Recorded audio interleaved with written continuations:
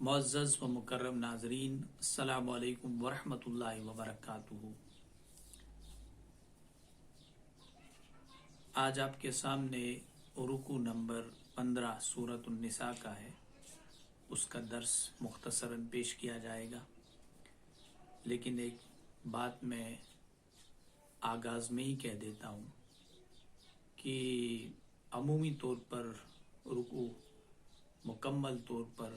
اس کو پڑھا جاتا ہے اور اس کے بعد جو ہے اس پہ درس دیا جاتا ہے، لیکن ہمارے پاس وقت بہت کم ہے،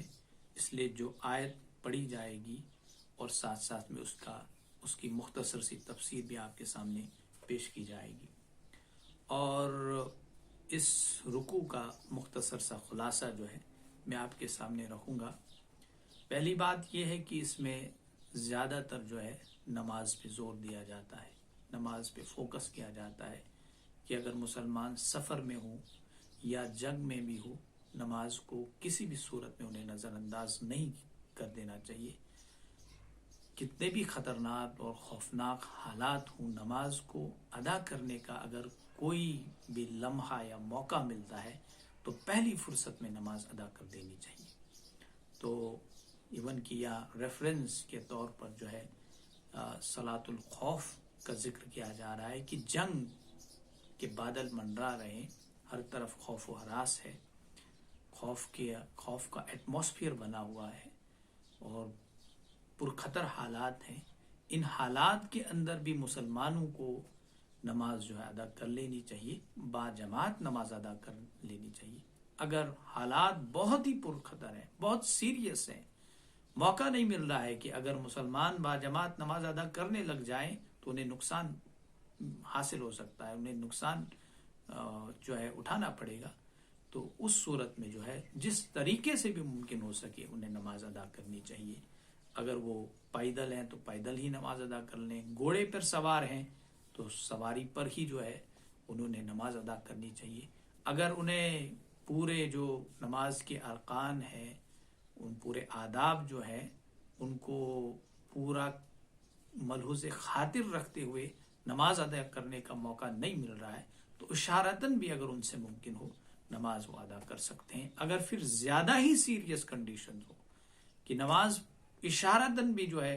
پڑھنے کا انہیں موقع نہیں مل رہا ہے تو پھر اسے مؤخر کر سکتے ہیں، اس کی قضا کر سکتے ہیں، جیسے کہ غزوہ خندق کے موقع پر ہوا، عصر نماز جو ہے بعد میں ادا کی گئی نبی اکرم صلی اللہ علیہ وسلم کی اقتداء میں۔ اس کے بعد مسلمانوں کو یہ بتایا جا رہا ہے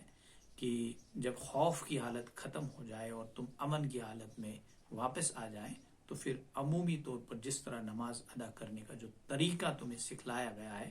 اپنے مقررہ اوقات پر نماز کو پورے آداب اور شرائط کے ساتھ ادا کیا جانا چاہیے۔ اس کے بعد بتایا جائے کہ مسلمانوں کو کم ہمت نہیں ہونا چاہیے، مسلمانوں کو پست ہمت نہیں ہونا چاہیے، مسلمانوں کو جو ہے کفار اور دشمنان اسلام کے تعاقب میں کسی بھی قسم کی کمزوری کا اظہار نہیں کرنا چاہیے، بلکہ انہیں ہمت، جرت، بہادری اور شجاعت سے کام لینا چاہیے اور ان کا تعاقب کرنا چاہیے۔ اس طرح سے یہ چند باتیں جو ہیں اس رکوع میں جو آئی ہیں۔ اب اس کی پہلی آیت جو ہے اس کا مطالعہ کریں گے۔ بسم اللہ الرحمن الرحیم۔ وَإِذَا، اور جب ضربتم، سفر کرو تم، فی الارض، زمین میں۔ ضربہ ہوتا ہے، اس کا عمومی طور پر جو معنی لیا جاتا ہے وہ ہوتا ہے مارنا کی۔ جیسے عربی میں ہم کہیں گے کہ فلاں نے فلاں کو مارا تو اس وقت جو لفظ ہم استعمال کرتے ہیں، ضربہ خالد محمود، خالد نے محمود کو مارا، تو یہاں پر لفظ جو استعمال کر رہے ہیں ضربہ لے رہے ہیں، لیکن ضربہ کے ساتھ جب فی آتا ہے تو اس کے مراد، اس کا مطلب جو اس وقت نکلتا ہے قدم مارنے کے آتا ہے، مطلب آپ قدم بڑھانے کے آتا ہے، چلنے کے آتا ہے۔ تو وَإِذَا ضَرَبْتُمْ فِي الْأَرْضِ، جب تم سفر کرو زمین میں، یا اس سے پہلے آیا ہے، اس سے پہلے جو رکوع تھا، اذا ضربتم فی سبیل اللہ فتبینوا یا ایھا الذین آمنوا، اے ایمان والو، اذا ضربتم فی سبیل اللہ، جب تم اللہ کے راستے میں نکلو تو وہاں سے مراد وہ سفر جو ہے وہ سفر فی سبیل اللہ ہے، وہ جہاد ہے. لیکن یہاں پر جو ہے ہر کوئی سفر مراد دیا جا سکتا ہے. انسان کا اپنا کوئی پرسنل کام ہے، وہ اپنے گھر سے نکل کر کہیں کسی دور دراز مقام کی طرف چلے جاتا ہے تو اس کو بھی ضربتم فی الارض کہا جائے. یا کسی دوسرے کا کام ہے، یا کسی بھی غرض سے انسان اپنے گھر سے نکل کر بہت دور چلے جاتا ہے، اس پہ بات کی جائے گی کہ کتنا دور چلنے کے بعد جو ہے وہ قصر ہوتی ہے. تو یہاں فرمایا جا رہا ہے کہ جب تم چلو گے، سفر کرو گے زمین پر، فَلَيْسَ عَلَيْكُمْ جُنَاحٌ، تم پر کوئی گناہ نہیں ہے، ان تقصروا من الصلاۃ، کہ تم تخفیف کر لیا کرو اپنی نمازوں میں سے، تم کمی کر لیا کرو اپنی نماز میں سے، تم قصر کر لیا کرو اپنی نماز میں سے. پھر فرمایا جا رہا ہے ان خفتم، اگر تمہیں خوف ہو، اگر تمہیں خطرہ ہو، ان یفتنکم، کہ وہ تمہیں مبتلا فتنہ کر سکتے ہیں، وہ تمہیں فتنہ میں مبتلا کر سکتے ہیں، وہ تمہیں نقصان دے سکتے ہیں، وہ تمہیں پریشان کر سکتے ہیں. تو پھر ان یفتنکم الذین، کون لوگ؟ الذین، وہ لوگ جو کفروا، جنہوں نے کفر کیا ہے. اگر کافر لوگوں کے خطرے، کافر لوگوں کے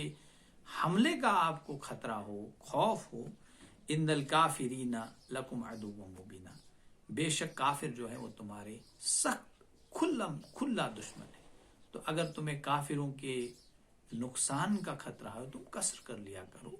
وہ صلاۃ الخوف کا جو ذکر پھر آگے کس طرح سے ہمیں صلاۃ الخوف جو ہے مسلمانوں کو ادا کرنی ہے اس کا بھی ذکر ہے.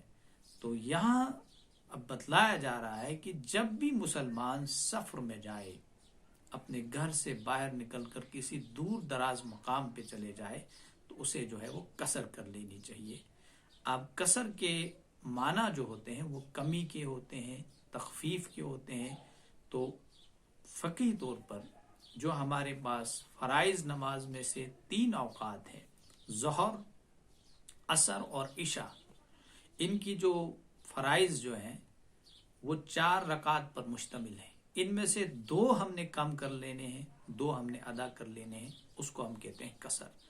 فجر کی نماز میں کوئی قصر نہیں ہے کیونکہ وہاں پر آلریڈی جو ہے 2 ہی فرائض ہیں. تو کوئی یہ انسان نہیں کہہ سکتا ہے کہ اب اللہ نے کہا ہے کہ ان تقصروا من الصلاۃ، تم نماز میں کمی کر لیا کرو، اور پھر جو ہے فجر کی نماز 2 ہے وہ 1 پڑھ لیا کرے. ایسی بات نہیں ہے، بلکہ وہ 2 ہی ہیں، وہ دونوں ادا کرنی ہے، سنت بھی اس کو ادا کرنی ہے. اس کے بعد جو ہے جو مغرب کی نماز ہے وہاں پر 3 ہے، وہ تینوں کی 3 ادا کر لینی ہے. اور اس کے بعد وتر جو واجب ہے اس کو بھی ادا کر لینا چاہیے. اگر پھر حالات اجازت دیتے ہوں، کنڈیشنز فیوریبل ہوں، اور آپ سنت ادا کرنے میں آپ کو کوئی پرابلم نہیں ہے تو آپ سنت ادا کریں تو وہ افضل ہے. اگر نہیں ادا کر سکتے ہیں، اس کنڈیشن میں نہیں ہے، آپ کو حالات اجازت نہیں دے رہے ہیں، چاہے آپ سفر میں ہیں یا کہیں پر ہیں، تو آپ جو ہے وہ نماز، وہ سنتیں چھوڑ سکتے ہیں. لیکن افضل ہے، بہتر ہے، اگر آپ کو موقع مل رہا ہے سنتیں بھی ادا کیجئے، ثواب حاصل کیجئے. اس بحث میں پڑھنے کی کوئی گنجائش نہیں ہے پھر ہم یہ بحث کرنے لگ جائیں کہ سنت ادا کرنی ہی نہیں ہے. تقصر من الصلاۃ کا حکم ہے، پھر فرائض پر ہی اس کا حکم جو ہے اس کا مطلب انطباق ہوتا ہے، اطلاق ہوتا ہے اس حکم، بس فرائض تک. آپ جتنا اللہ کا ذکر کر سکتے ہیں، جتنا اللہ کے راستے میں جو اللہ کے سامنے جو اپنے سجدے کو ٹیکنے کا آپ کو موقع مل رہا ہے تو حاصل کیجئے، اس سے فائدہ حاصل کرنے کی کوشش کریں، تو یہ آپ افضل ہے. اب سفر کے شرعی طور پر سفر مطلب جو شرعی سفر جسے ہم کہیں گے، جہاں پر جس میں قصر کا مطلب اطلاق ہو، وہ کیا ہے؟ فقہا نے اس میں سے یہ لیا ہے کہ 48 میل اگر ایک انسان اپنے گھر سے نکل کر دور 48 میل کا ڈسٹنس جو ہے وہ طے کرتا ہے، اب 48 میل ڈسٹنس طے کرتے پر جو ہے اسے قصر کر لینی چاہیے. یا 78 کلومیٹر جو ہے یہ بنتا ہے 78 کلومیٹر. تو جو شخص اپنے گھر سے 78 کلومیٹر دور جا رہا ہے اسے اس پہ قصر کر لینی چاہیے. اور اگر اب اوقات کا تعین، وقت کتنا گزارنا ہے وہاں، اگر ایک شخص کی یہ نیت ہے کہ وہ 15 دن سے زائد جو ہے کسی مقام کی طرف جا رہا ہے اور 15 دن سے زیادہ ٹھہرنے کا اس کا ارادہ ہے، پھر اسے قصر نہیں کرنی چاہیے، بلکہ اگر اسے 15 دن سے کم وہاں پر رہنے کا ارادہ ہے اسے قصر کر لینی چاہیے۔ اگر ایسی کنڈیشنز ہے کہ اسے تو 4 دن بیٹھنا تھا لیکن 10 دن، 15 دن، 20 دن بھی لگ گئے، اسے یہ معلوم نہیں ہے، روڈ خراب ہے، حالات خراب ہیں، موسم خراب ہے، وہ بیچارہ اس جلدی میں ہے، وہ تو چاہتا ہے کہ فوری طور پر اسے واپس جانا چاہیے، لیکن 1 مہینہ بھی لگ رہا ہے، تو اس صورت میں بھی ایک جو ہے اس میں قصر کرنے کی ہمیں جو ہے وہ اجازت دی گئی ہے، ہم قصر کر سکتے ہیں۔ اب قصر جو ہے اس کے متعلق کوئی یہ نہ کہے کہ اگر انسان جموں جا رہے ہیں تو گاڑی میں جا رہے ہیں، ایروپلین کے ذریعے سے جا رہے ہیں، چوپر کے ذریعے سے جا رہے ہیں، جتنا بھی آسان ذریعہ سفر ہمارے پاس ہوگا اور ہم سفر طے کر رہے ہیں اور ہم یہ کہیں گے کہ ہم میں وہ کیفیت، اس کیفیت میں، سفر کی کیفیت میں ہم مبتلا نہیں ہے، اس لیے ہمیں قصر نہیں کر لینی چاہیے۔ حضرت عمر رضی اللہ تعالی عنہ سے ایک صحابی نے ایک بار اسی طرح پوچھا کہ یا رسول اللہ، یہ عمر رضی اللہ تعالی، یا امیر المومنین، کہ یہ جو میں نے آپ کے سامنے معاملہ رکھا کہ پھر قصر کرنے میں اسے تھوڑا قباحت محسوس ہونے لگی۔ عمر رضی اللہ تعالیٰ عنہ نے کہا کہ مجھے بھی ایسا ہی گمان تھا، میں بھی یہی پہلے سوچ رہا تھا، لیکن پھر نبی اکرم صلی اللہ علیہ وسلم سے میں نے ذکر کیا تو آپ صلی اللہ علیہ وسلم نے فرمایا یہ اللہ کی طرف سے اسپیشل رخصت ہے، یہ اللہ کی طرف سے صدقہ ہے، اس صدقے کو آپ قبول کریں۔ اور یہاں تک احادیث میں آیا ہے کہ اب اللہ نے رخصت دی ہے، یہ اللہ کا حکم ہے، اس پہ ہمیں عمل کر لینا چاہیے۔ اور نبی اکرم صلی اللہ علیہ وسلم نے جتنے بھی سفر کیے ہیں، آپ صلی اللہ علیہ وسلم نے جو ہے وہ قصر کی ہے۔ آپ صلی اللہ علیہ وسلم کا گھر جو ہے اوریجنل تو مکہ میں بھی تھا، لیکن ہجرت کے بعد آپ صلی اللہ علیہ وسلم اگر مکہ آئے، مکہ جاتے ہوئے بھی آپ صلی اللہ علیہ وسلم نے قصر کیا اور مکہ سے واپسی کے وقت بھی آپ صلی اللہ علیہ وسلم نے قصر کیا۔ ایسا کبھی نہیں ہوا کہ نبی اکرم صلی اللہ علیہ وسلم نے قصر نہ کی ہو۔ تو ہر سفر میں نبی محترم صلی اللہ علیہ وسلم سے قصر کرنے کا ثبوت جو ہے ہمیں ملتا ہے۔ اور حدیث کو میں ریفرنس دیتا ہوں کہ فرمایا، اس میں ایک حدیث کا مفہوم یہ ہے کہ جس طرح سے اللہ تعالیٰ کو بندوں کا معصیت کے کام کرنا جو ناپسندیدہ ہے، اسی طرح سے اللہ تعالیٰ نے جو بندوں کو رخصت دی ہوگی، اس رخصت سے فائدہ نہ